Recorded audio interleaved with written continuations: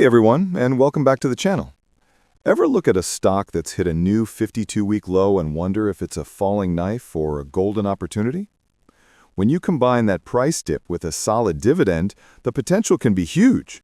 We're not just talking about a bargain buy, we're talking about locking in a higher yield and getting paid to wait for a recovery. In this video, we're diving deep into the market to find the best dividend stocks currently trading near their lows. We'll break down the companies, analyze why they might be down, and most importantly, see what the analysts are saying about their future. Let's separate the value traps from the genuine bargains. Colgate-Palmolive Company, ticker CL. The Colgate-Palmolive Company is a leading global consumer products corporation renowned for its strong portfolio of essential products in oral care, personal care, home care, and pet nutrition. Founded in 1806 and headquartered in New York City, its name is virtually synonymous with toothpaste and toothbrushes, with its flagship Colgate brand dominating the global oral care market. The company's diverse product lineup also includes well-known names such as Palmolive, soaps and detergents, Soft Soap, Speed Stick, Tom's of Maine, and Hill's Pet Nutrition, which provides science-led pet food. Operating in over 200 countries and territories, Colgate-Palmolive has built a powerful distribution network and a reputation for innovation, quality, and brand trust, generating billions in annual revenue and serving a significant portion of households worldwide. First, let's look at the financial snapshot. Colgate is a behemoth with a market cap of over $62 billion. Its recent stock price, around $77, gives it a P/E ratio of about 21.6, which is a bit of a premium, but you're often paying for quality. The recent Q3 2025 results tell a story of steady, if not spectacular, performance. Net sales were up 2% to $5.13 billion, with EPS of 91 cents, slightly beating expectations. However, if you peel back the layers, organic sales growth was much more subdued at just 0.4%. Why? Partly because the company is exiting low-margin businesses like private label pet products, a strategic move, but one that puts a temporary drag on the top line. Where Colgate really shines is in its sheer market dominance. Think about this. They hold a 41.2% global market share in toothpaste and 32.4% in manual toothbrushes. That's an incredible moat. Combine that with a projected net margin of 14.4% and a strong return on equity, and you have a company that is consistently and very profitably executing its core mission. So what's the investment possibility here? Colgate isn't sitting still. They are aggressively pushing innovation in their core categories. Think new clinical toothpaste lines like Max White and their premium Hill's Pet Nutrition Science Diet plans. This premiumization strategy is key to capturing higher margin sales. They're also getting smarter, investing in AI and digital marketing to drive demand, and crucially, they've launched a multi-year productivity program designed to cut costs, manage those pesky raw material inflations we keep hearing about, and fund future innovation. This is a company playing the long game, with guidance targeting modest but steady growth all the way out to 2028. Now, it's not all smooth sailing. No investment is without risk, and Colgate faces some real headwinds. First and foremost, margin pressure. Inflation for raw materials and packaging is squeezing their gross profit margin. At the same time, consumer demand, especially in developed markets, is getting softer. People are becoming more price-sensitive. They also operate in a fiercely competitive global landscape, requiring constant innovation just to maintain their massive share. And, like any multinational, foreign exchange volatility can create uncertainty in their financial results. So, let's bring it all together. Colgate-Palmolive presents a classic tortoise versus the hare investment case. You're not buying it for explosive growth. You're buying it for stability, incredible brand power, and a very reliable dividend. It's a defensive stock. In uncertain economic times, people still brush their teeth and wash their clothes. The challenges are real. Slower organic growth and margin pressures mean management has to be razor-focused on efficiency. But with a strong cash flow position, $2.7 billion generated in the first 9 months of 2025, that dividend looks very secure. The consensus on Colgate-Palmolive is generally positive. Most analysts rate it a buy or moderate buy for 2025. The average price target sits between $90 and $93 from the current price of around $77. That suggests a potential upside of 15 to 20%. Now, it's important to note that this isn't a hyped-up moonshot prediction. This is a measured, conservative upside based on the company's stable model. But why is there such a disconnect between the current price and the analyst targets? Let's look at the bull case. The bull case for Colgate is built on its core strengths. Analysts consistently highlight three things: powerhouse brands, we're talking about Colgate, Palmolive, Hill's Pet Nutrition. These are brands used daily by millions around the world, creating a resilient, defensive business. Stability in volatility. In uncertain economic times, people still brush their teeth and wash their dishes. This makes CL a classic sleep-well-at-night stock. Reliable cash flow. That strong brand power translates to consistent cash flow, which is what funds their reliable dividend, a key reason income investors love it. Major firms like Bank of America Securities, JP Morgan, and Goldman Sachs all maintain buy or overweight ratings, backing this long-term view. However, and this is a crucial however, the picture isn't all perfect. The bear case, or rather the reason for caution, is also clear. Recently, several of these same bullish analysts have lowered their price targets. Why? Two main reasons. Margin pressures. The company is facing higher costs for raw materials and logistics, which are squeezing its profit margins. Soft organic growth. Sales growth has been a bit softer than expected, potentially due to a more cautious consumer. The overarching view is that Colgate-Palmolive is a steady, long-term play, not a short-term rocket. The near-term headwinds are real, but most analysts believe the company's productivity initiatives and innovation pipeline will help it navigate through them. The stock is widely recommended for investors seeking steady, long-term growth and reliable dividends, not for those looking for aggressive, quick gains. Diageo, ticker DEO. Diageo is a globally renowned British multinational beverage alcohol company, headquartered in London, England, and is a constituent of the FTSE 100 index. The company boasts an extensive and prestigious portfolio of spirits, beer, and wine brands, encompassing a wide spectrum of consumer preferences and price points. Its iconic brands include Johnnie Walker, Smirnoff, Guinness, Bailey's, Captain Morgan, Tanqueray, and Don Julio, among many others. Diageo operates through a complex supply chain, managing production, distillation, brewing, bottling, packaging, and marketing, with a physical presence in over 180 countries.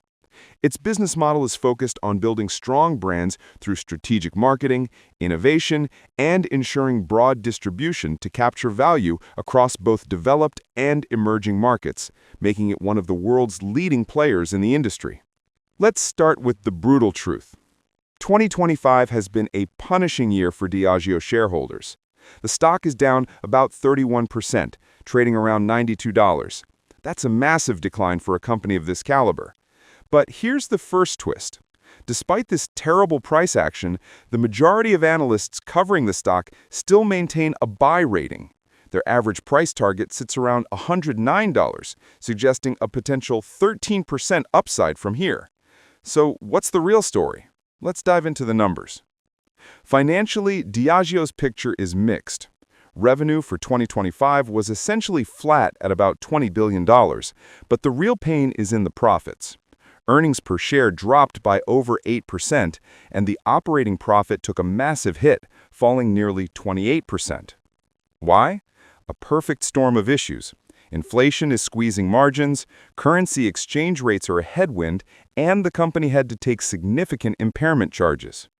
So, let's weigh the possibilities against the challenges, starting with the reasons for optimism. Emerging markets growth. Diageo is seeing strong demand in regions like India, Africa, and Latin America. A growing middle class there is starting to trade up to premium spirits, which is a core part of Diageo's long-term strategy. Its iconic brand portfolio. Brands like Johnny Walker and Don Julio give Diageo pricing power. Their strategy of premiumization, getting consumers to buy more expensive versions, is key to future growth. Cost cutting. The company has launched a major productivity program targeting over $600 million in cost savings. This should help protect margins when the good times return. Now for the very real challenges, the reasons the stock is down so much. Revenue and volume decline. In its mature markets, especially North America, consumers are pulling back. Inflation has led to down trading, where people choose cheaper alternatives. Severe margin compression. Profits haven't just dipped, they've fallen off a cliff. Those restructuring charges are a real cost, and the underlying margin is under clear pressure. Macroeconomic uncertainty. Geopolitical tensions, inflation, and currency risks aren't going away anytime soon. These are persistent headwinds that are largely out of Diageo's direct control. So where does that leave us? The summary is this.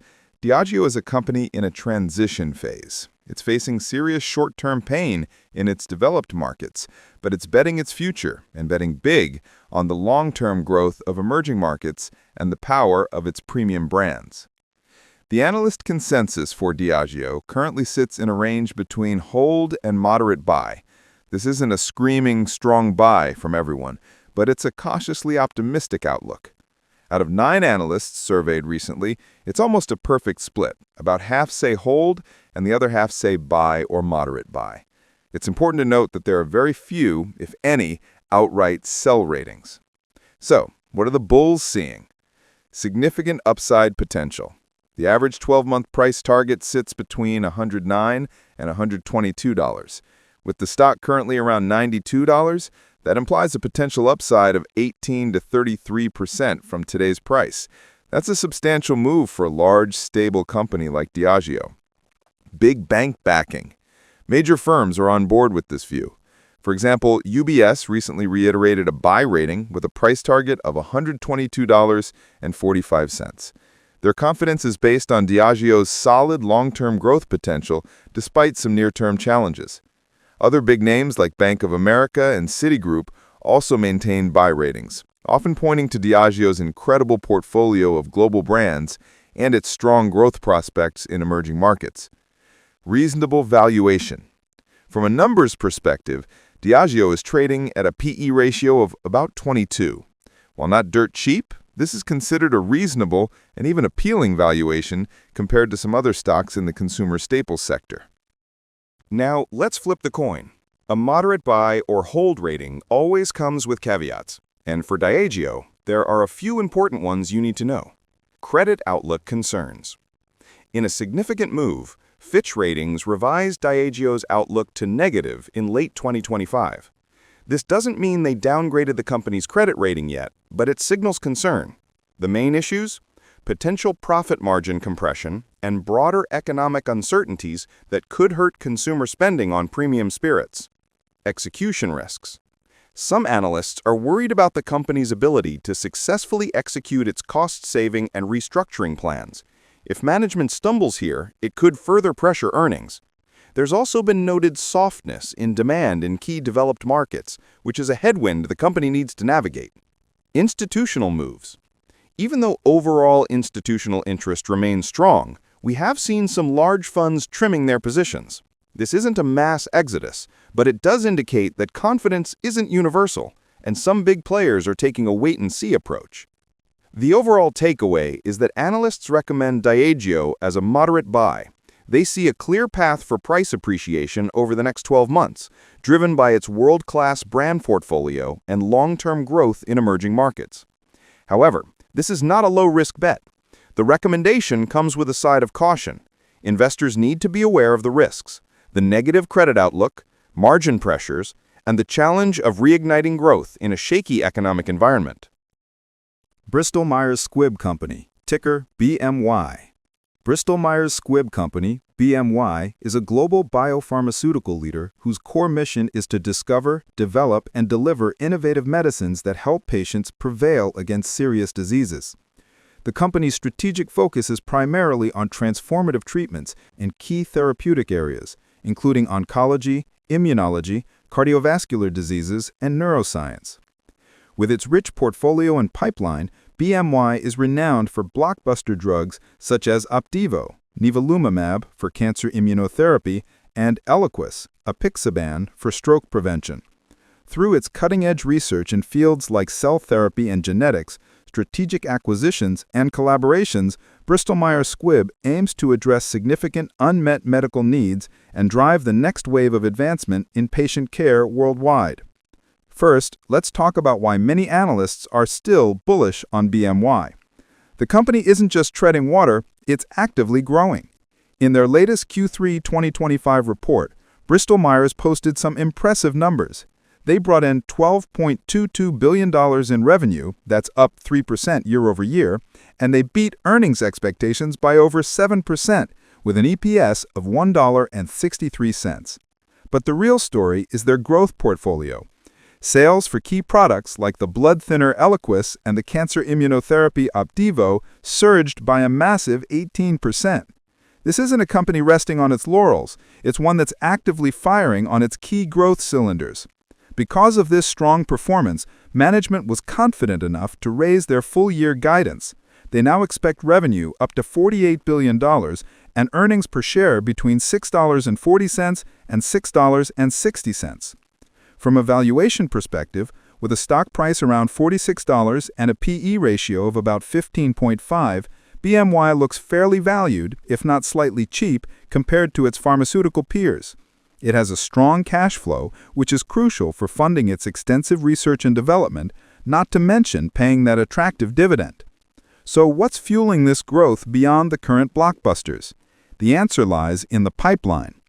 Bristol-Myers is heavily invested in late-stage candidates, particularly in oncology and immunotherapy. They're also making strategic acquisitions and investing heavily in R&D to secure the next generation of therapies. Combine this with a broad diversification across different therapeutic areas, and you have a company that isn't putting all its eggs in one basket. This reduces risk and creates multiple avenues for future growth. Now, let's address the elephant in the room. If the numbers are so good, why is the stock near a 52-week low? The challenges are significant, and investors are rightfully cautious. The biggest cloud hanging over BMY is the patent cliff. Key drugs, including the mighty Eliquis, will eventually lose patent protection, opening the door to cheaper generics and pressuring future revenue. There's also intense competition from both generics and novel alternative therapies. Add to that the constant regulatory and pricing pressure in the U.S. healthcare market, and you have a perfect storm of concerns that are weighing on the stock price. The company has also taken some one-off charges that have impacted near-term earnings quality, though these are often tied to restructuring for future efficiency. So where does this leave us? Is Bristol-Myers Squibb a buy at these levels? The overall picture is one of a balanced investment. On one hand, you have a company with a proven track record, beating earnings, raising guidance, and boasting a robust pipeline for the future. It's a cash-generating machine that supports a reliable dividend. On the other hand, you must be aware of the patent-related headwinds that won't disappear overnight. The company's ability to successfully launch new drugs and execute its strategy is critical. If you look at the analyst community right now, the single word that sums up their mood is hold. Out of about 20 analysts covering the stock, 14 have a hold rating. That's the majority, signaling a cautious, wait-and-see approach. 7 are in the buy or strong buy camp, so there's a solid minority seeing real opportunity here. And only one analyst, from Morgan Stanley, has a sell rating with a price target down around $36. So the consensus is cautious but not pessimistic. In fact, the average 12-month price target is around $52.50. With the stock currently near $46, that implies a potential upside of about 14%. But, as you can see, the targets are all over the map, from $43 to as high as $65, reflecting a lot of uncertainty. So why the caution? It all boils down to the classic pharmaceutical story, the patent cliff. Bristol-Myers makes billions from blockbuster drugs like Eliquis and Opdivo. but their patents are eventually expiring, opening the door to cheaper generic competition. This is the dark cloud that's been hanging over the stock, and it's the main reason many analysts are hesitant to give it a full-throated buy. With the stock price down near its lows, the dividend yield has been pushed up to a very attractive 5.7%. That's a massive yield for a major blue-chip pharma company. For income investors, you're getting paid handsomely to wait and see if the company can navigate its patent challenges. So you have analysts at firms like UBS acknowledging the risks, but also pointing to the value in the dividend and the strength of the company's drug pipeline for the future. So for investors looking for high growth, BMY might not be your best bet right now. But for an income-focused investor who can tolerate some risk and is looking for a high yield from an established company, Bristol-Myers Squibb at these levels is certainly worth a very close look. What's your take? Is it a buy, hold, or sell for you? Let us know in the comments below. And don't forget to like and subscribe for more stock analysis. Thanks for watching.